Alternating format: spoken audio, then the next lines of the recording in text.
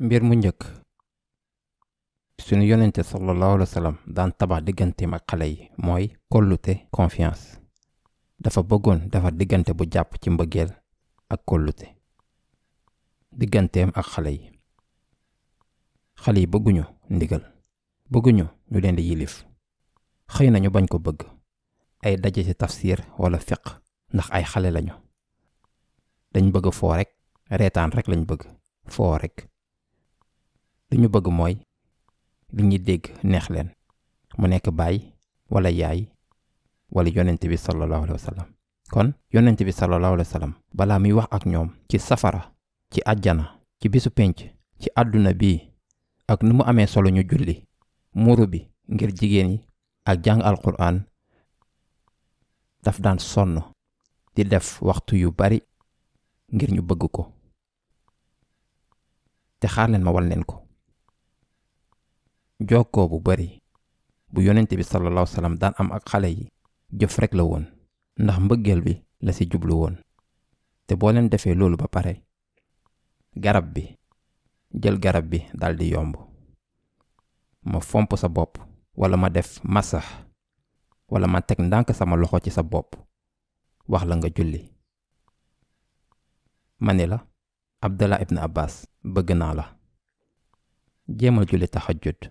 naan ngeen wax ji, ñaar yi ñoo ànd, waaye bu benn ñëwee beneen bi ñëwul mooy mbëggeel, mooy émotion.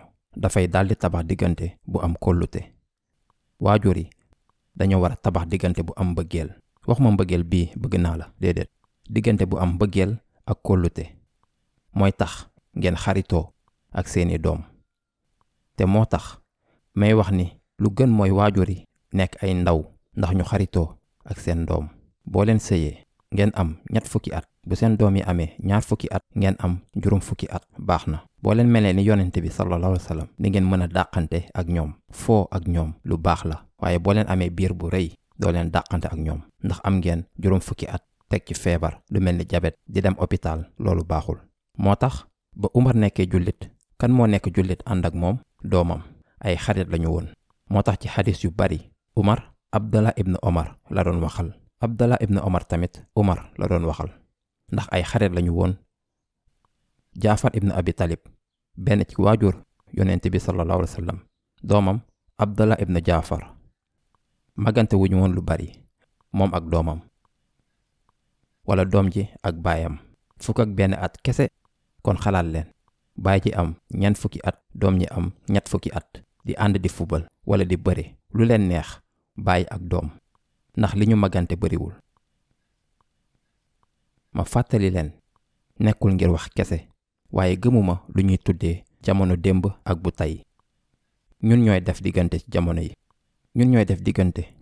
jamono yi. man mën naa bañ a bokk ak sama jamono, waaye mën naa jàng ci jamono gune tey yi, ma jéem a bokk ak ñoom.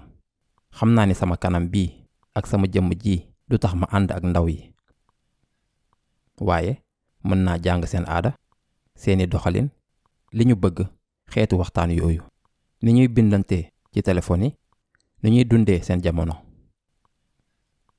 ab baay mën naa jëfandikoo téléphone su amee 50 wala 50 at, mën naa xam ni ñuy jëfandikoo internet, ubbi WhatsApp, yenn saay sax yónnee bataaxal doomam. loolu mën naa nekk.